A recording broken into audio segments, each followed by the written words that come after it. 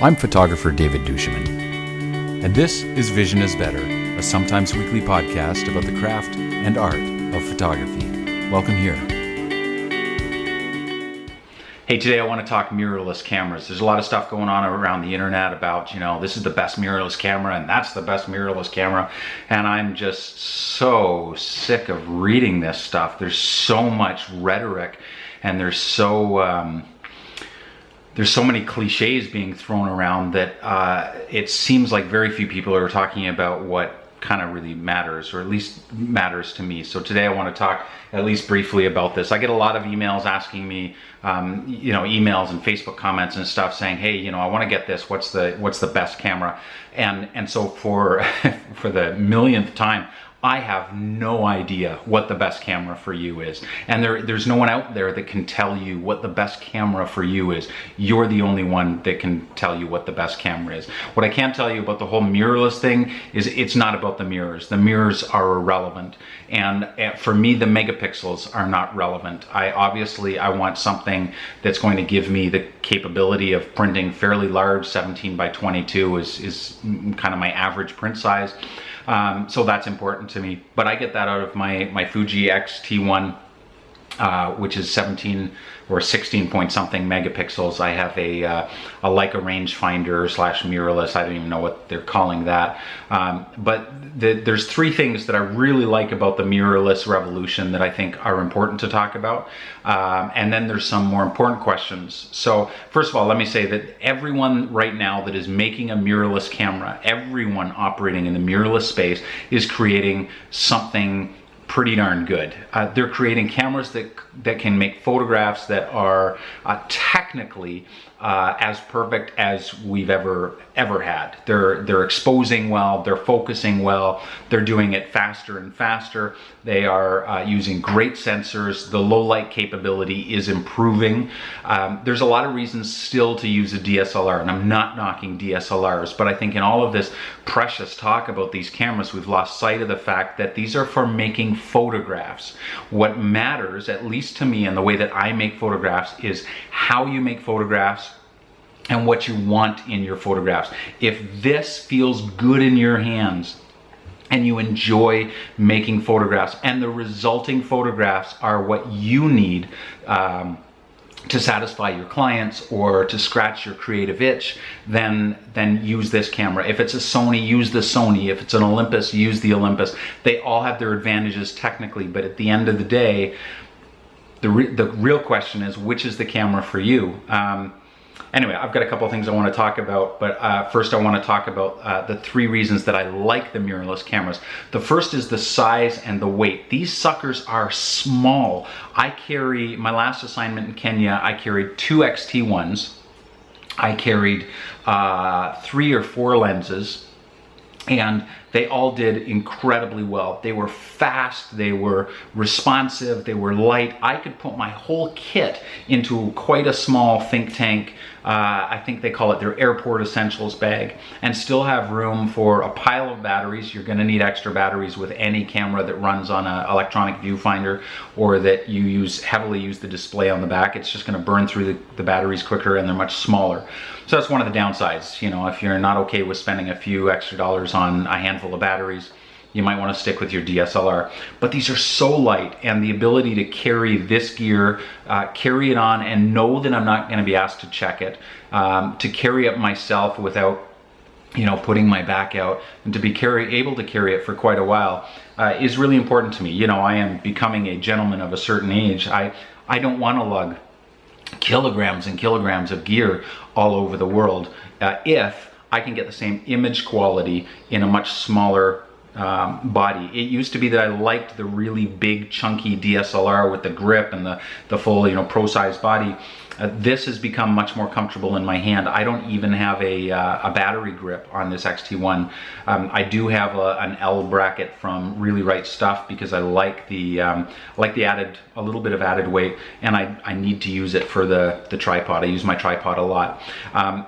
So that's the first thing, is the size and weight. If you can walk all day with this stuff and not notice it and not get fatigued, you'll have more energy to spend on your creative process and actually making photographs.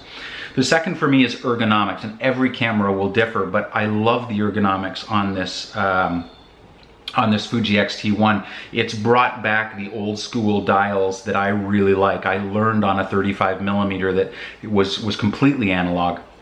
And it had a shutter speed ring or dial. It had an aperture ring. It had the ISO that I could change. And this allows, because I shoot primarily in manual, this allows me with this up to my face to it's very tactile, and it feels like photographing with my old Pentax Spotmatic or you know, one of my old analog Nikon bodies. And I like that. I can shoot way faster on this than trying to remember, okay, is it the back dial for aperture? Is it the front dial for shutter? And where's my EV compensation and all of these buttons? This is sort of a bit of a throwback. So for me, the ergonomics of this particular mirrorless camera are really excellent. And you know, you can get that in something like one of the latest, I think the Nikon DF has that kind of ergonomic feel, that throwback to the older vintage cameras. But that, for me, that's a plus, and that's one of the reasons I like this. I love the tiltable LCD in the back. I can pull this out and photograph quite low without having to stick my camera to my face. I did one of the first Vision is Better episodes. I talked about why I don't like my DSLRs anymore. This was one of the big reasons. I'm so tired of having to get like right on the ground and mash my face in, when instead I can put this down at waist level. And I find this also a very, it's an inconspicuous way to photograph if you're on the streets, just to be able to look down. It's less predatory feeling to me, so I really like that. And the EVF, the electronic viewfinder, well, for a lot of you, moving from a DSLR, this will take a little bit of time to get used to. I now find it very difficult to not shoot with an electronic viewfinder, because I can see my histogram right there in the viewfinder. When I'm looking through the viewfinder or on the screen, I can see exactly what I'm going to photograph. So instead of metering, photographing, then looking at my histogram and changing it, I can just look at my histogram, make the changes I need to, and photograph. It's a much faster process. It's become much more intuitive. I really like it. I like that while looking through the viewfinder, I get my virtual horizon. Live view, you can get some of that on live view on a DSLR, but it's clunky. Screw live view. I'm tired of it. This electronic viewfinder has got to a point in development now where it's smooth and it's easy to use, and I like what I can see in the viewfinder more than my DSLR.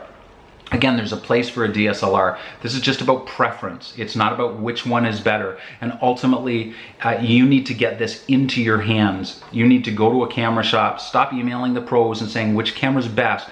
Go to the shop and pick it up and feel it and say, oh yeah, I like that, and how do I do this? Is it intuitive? Some will be very intuitive and some won't be. The camera that works best for you will be the one that gets out of the way as fast as possible. So here's a couple questions for you. One, do you like the look of the photographs that the camera produces? That's absolutely the most important thing. If you don't like the look of the photograph and you prefer the DSLR, then scrap the mirrorless, go to the DSLR and use that. Use whatever tool you want. Use a 4x5 view camera. Use the camera that gives you the look that you are best happy with. That's the first and foremost. The second thing, do you like the way it handles? Do you like the ergonomics? Put a Sony in your hand, put an Olympus in your hand, put one of the Fujis in your hand, and just see which one feels right. Which one do you like holding? Can you get to the buttons on? We all have different size hands. We've all used different cameras. So I like the old school aperture ring and shutter dial. This for me is a step forward from any of my DSLRs. So I like that. Some will not. Get it in your hands, figure it out for yourself. Does it feel right? Does it have the right kind of weight? Obviously, do you like the image quality in terms of, is it giving you the size of file that you need? Is it going to give you, I don't know what kind of low light capabilities you need. I don't photograph in pitch darkness. I don't need ISO 350 million. Some of you might. These are still smaller sensors and they won't give you quite the low light performance that you're looking for if you're used to, you know, really large DSLR that's got really large pixels. Do you like the lenses that are available? If you don't like the lineup of Fuji lenses, don't count on them developing it to your preferences later down the road. Look at the roadmap for the development of lenses and say, do I like what they currently have? Does it suit my needs? Fuji has what I need. I need an ultra wide zoom. In this case, it's their 10 to 24 millimeter. I don't need super fast lenses. I don't need 1.2. This actually happens to be a 1.2. It's their 56 millimeter, which is like a 90 millimeter portrait lens, which I like, but I don't need 1.2. So take a look at what they offer. You know, if you go with Sony, you're getting in bed with a company that uses Zeiss lenses. They're very nice. You can use adapters that take your old vintage lenses from things like Nikon and Canon. The Fuji has, this is important to me, has an adapter for the M lenses from the Leica system. So do you like the lenses that are available, or the lenses that you can make available with adapters? So Google that and find out. If you like the lenses, that's one more indicator that you might like the camera. And lastly, other considerations that are important to you. I don't know if it's fast enough for you. I don't know if you're a sports photographer, can you use a Fuji X-T1? I don't know. I don't know whether you're photographing lawn bowling or whether you're photographing the luge. It's entirely a personal thing, and sorry, I can't. This is the first time I've used lawn bowling as a metaphor or an illustration. Use the knowledge that you have of the way that you photograph, right? Sit down with your Lightroom library and look at the last 2 years worth of work and see, okay, what is my average shutter speed and what is my average lens and what kind of stuff am I really photographing? I don't know that I would use the X-T1 for sports photography, but I'm not a sports photographer. Everything that I do is relatively slow and actually getting slower.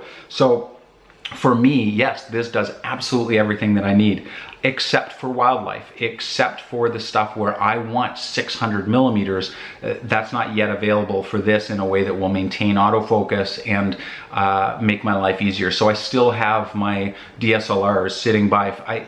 As photographers, we get really fixated on this. Is it this or is it this? I don't know. Should I use this or should I use that? Sometimes it's both, and not everyone has the ability to own two systems of cameras. But if you're a working professional and you're sweating over this conversion, and do I use mirrorless or do I use DSLRs, it might be worth looking at both. But either way, you can't answer that until you get it in your hands. So my encouragement to you is stop fixating on which one's best and which one's better and should I use this or should I use that. No one but you can answer that, and it's very noisy out there right now. There's so much rhetoric and there's so many opinions, but the only opinion that really matters is your opinion. So forget whether you should be shooting Sony or Fuji or Leica, and put the damn camera in your hand, feel the lenses, look at the image quality, be aware of the kind of photography that you do and the needs that you have, and yeah, be aware that there may be some compromises at this point. Do I believe mirrorless cameras are the future? It doesn't matter. I don't care whether there's a mirror in this camera or not. What I care about is, does it make my life as a photographer freer? Does this thing get out of the way faster? And your question may be different, but I think that's a significant question, and only you can answer that. Thanks so much for joining me on this YouTube show. It's going to be a lot of fun. Please leave your questions in the comments below. I welcome them. I'm hoping that they will generate future episodes and ideas for conversations. Please subscribe. Tell people about this channel. This is a new thing for me, so we're kind of working out the kinks. But it's a lot of fun. We're going to improve the sound quality as time goes by, and I've got a microphone on order. But thanks for jumping in early. Thanks for being a part of this. Remember, gear is good, but vision's better. We'll see you next time.